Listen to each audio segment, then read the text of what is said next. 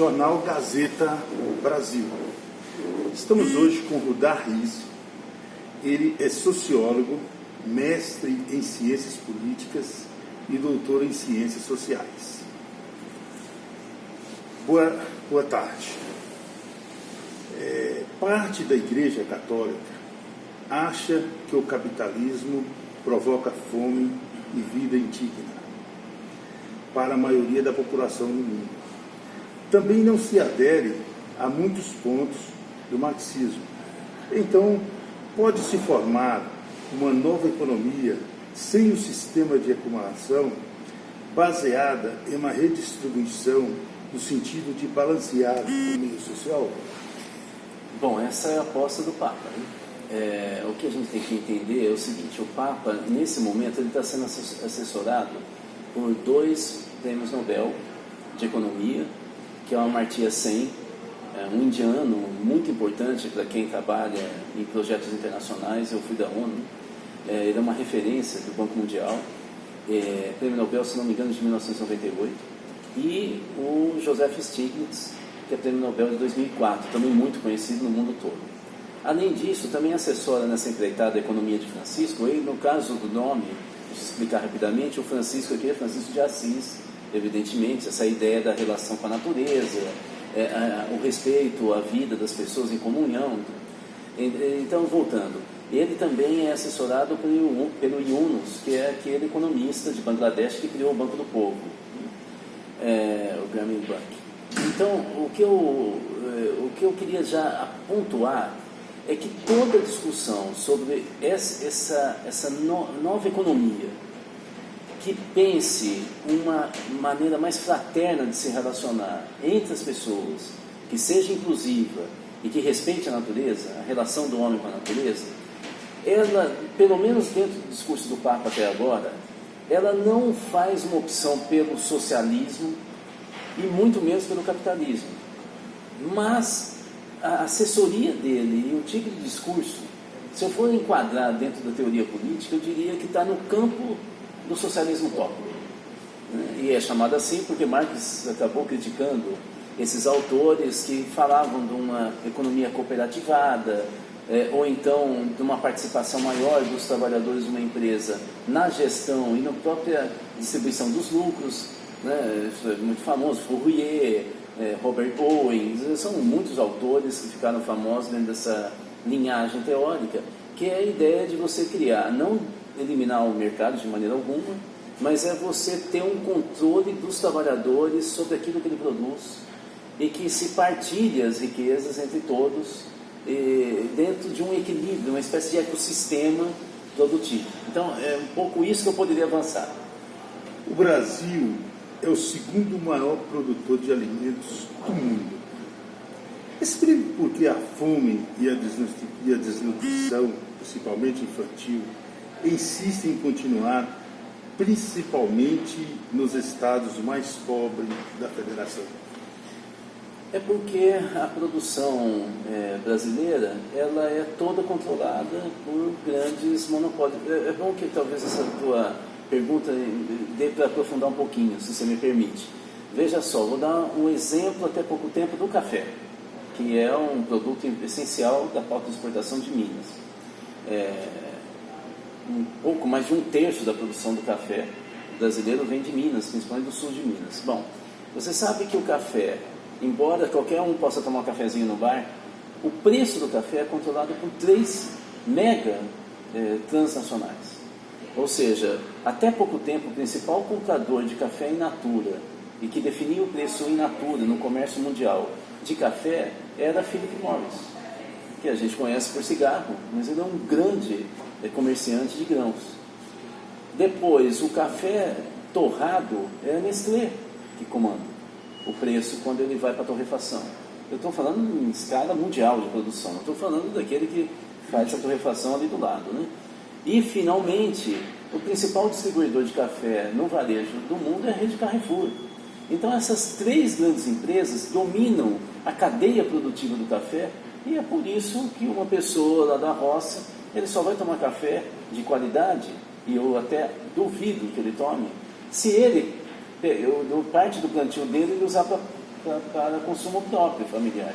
Mas eu conheço muito bem o sul de Minas e sei que grande parte desses produtores nunca tomou esse café. Ele, na verdade, ele embala e exporta para ganhar dinheiro. E ele nunca tomou o melhor café que ele produz. Então, eu estou dando só uma ilustração para mostrar que o nosso grande problema é o comando das cadeias produtivas por mega negócios, por empresas transnacionais que pouco estão se preocupando com a vida humana. Eles estão preocupados em realizar lucro. Essa é a ideia da falta de controle e de gestão no mercado. Por isso que os países que têm mais equidade social e acesso às riquezas que produzem, eles taxam tanto essas grandes empresas, como é o caso dos países nórdicos da Europa, na Suécia, na Dinamarca, Noruega e assim por diante. Esse ódio da elite contra as minorias pode atrapalhar o debate da brilhante proposta da economia de Francisco? Não, você veja que assim, o Papa é uma pessoa muito centrada, ele tem uma consciência muito grande do que ele está fazendo. E ele está sendo atacado por essas elites raivosas, né? Algumas organizações até fascistas. Né? Ele tem consciência disso, né? Mas você veja que ele não provoca. E ele mantém o ritmo dele e a liderança mundial. Ele vem falando sobre as questões da educação.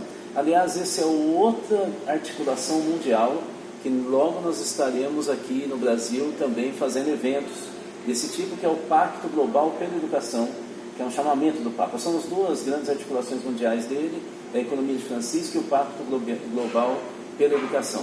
Então, o Papa, veja, ele de uma certa maneira, ele vem fazendo algo muito próximo do que o João XXIII fez, quando ele abre a Igreja Católica.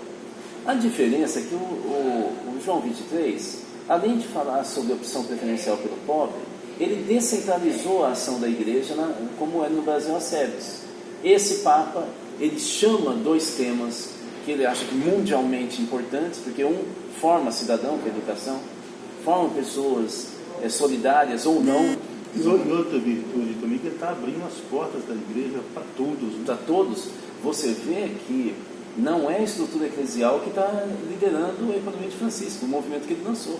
Você não está vendo bispo e padre, eles participam, evidentemente. Mas quem está liderando são leigos, ou seja, são pessoas de universidade, lideranças sociais. Claro que entre os bispos, é evidente que entram os padres, né? As freiras, as irmãs, né? Os irmãos, os freis, né? Mas não é a estrutura eclesial que comanda essa festa. Quem comanda somos nós, né? Assim, os filhos, né? Somos nós, né? E ele está pedindo que esse método é muito interessante. As pessoas têm uma visão sobre o Vaticano muito centralizador, dominadora, lembra da Inquisição, né? Mas esse Papa tem uma liderança metodológica muito interessante. Ele solta as ideias, como uma encíclica, como esses dois chamamentos, e fala: agora vocês se virem. E se a gente precisar de algum apoio, a gente entra em contato. E eles quase sempre, vocês não acreditam, quando a gente fala com o Vaticano, eles falam: calma, vocês estão muito acelerados, tudo vai dar certo. Calma, por exemplo, vou te dar um exemplo. Essa articulação Economia de Francisco, nós vamos ter um encontro nacional, dia 18 e 19, na PUC de São Paulo. E vem gente do país inteiro para discutir os grandes eixos, que depois, se você quiser, eu posso falar quais são. São 3. Mas a gente está se preparando para um encontro mundial que vai ser em Assis, na cidade de Assis, na Itália, de 26 a 28 de março do ano que vem. Esse encontro mundial, o Papa está priorizando jovens até 35 anos. E, inclusive, ele está selecionando 500 ou lideranças sociais, ou que estão em experiências de economia desse tipo, ou jovens economistas, até 35 anos de idade. Ele está dando bolsa de até 1.000 euros. Está selecionando, dando bolsa, para eles poderem viajar do mundo inteiro até Assis. Muito bom. Pois é, isso já é um diferencial. Mas aí, velho como eu, de cabelo branco. Então a gente entra em contato com o Vaticano e fala: bom, e nós seremos observadores? Calma, a gente ainda não tem uma definição, mas todos vão ser acolhidos em Assis. Pode ter tranquilidade, vocês escolhem os representantes.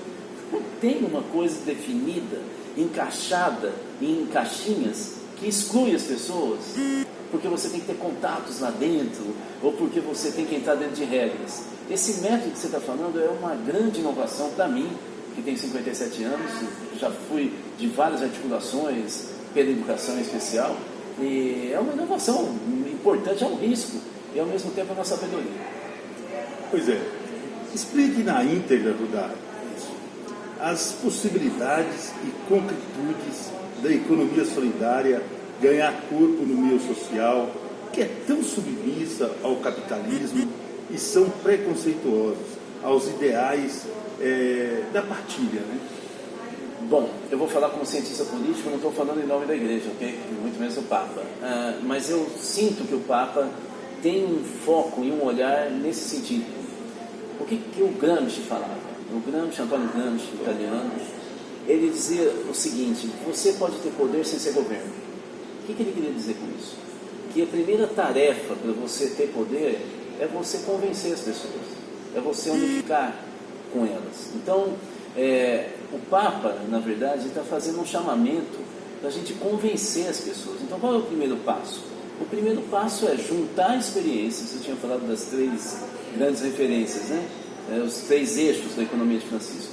A primeira questão é você juntar as experiências que já apontam no mundo atual essa nova economia. No caso do Brasil, são as experiências de economia solidária, economia circular, agroecologia, os bancos cooperativos, como é o caso do Banco de Palmas, do Ceará, a Unasol, que articula as cooperativas de crédito para a área rural e para a população pobre, que temos no Brasil. Ou seja, nós temos, esse é um dos eixos. Ele quer que a gente congregue, escute mais do que fale. Essas experiências que já existem, economia quilombola, economia indígena, agregue, chame e tente ver como que a gente pode juntar isso e dessas experiências a gente tenha uma inovação e dê peso para elas a partir de agora, porque todas elas são marginais, como você disse, na economia hegemônica que nós temos no Brasil e no mundo. A segunda questão é a gente teorizar. Por isso que ele está com os prêmios Nobel, que eu disse, com Imunos, e no Brasil nós estamos com gente como o professor Ladislau Dobor, que vem elaborando textos para o Encontro Nacional, Carlos Weiner, que é da Universidade Federal do Rio de Janeiro, Cláudio Nascimento, que foi o braço direito do Paul Singer, que é do secretário nacional de Economia Solidária do Ministério do Trabalho. Ou seja, nós estamos tentando teorizar o que seria essa nova economia. Você vê que ele não sai na frente já dizendo. E o terceiro é a mudança dos currículos das faculdades de economia. O Papa quer entrar nesse debate porque ele acha que nós estamos formando economistas que não pensam eticamente, que pensam em lucro e em técnica de mercado, principalmente financeiro.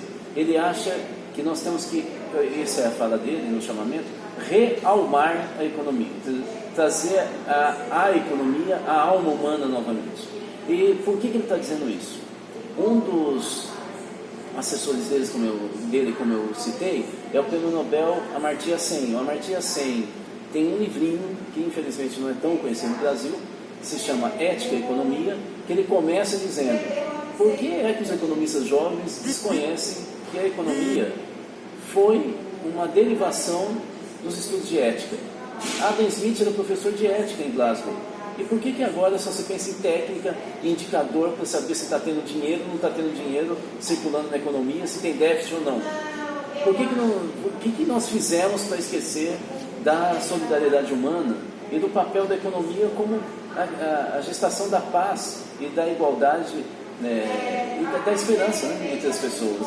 Então você vê que a grande questão dele está trabalhando num tabuleiro de 3 frentes, que é para o primeiro passo ser o convencimento.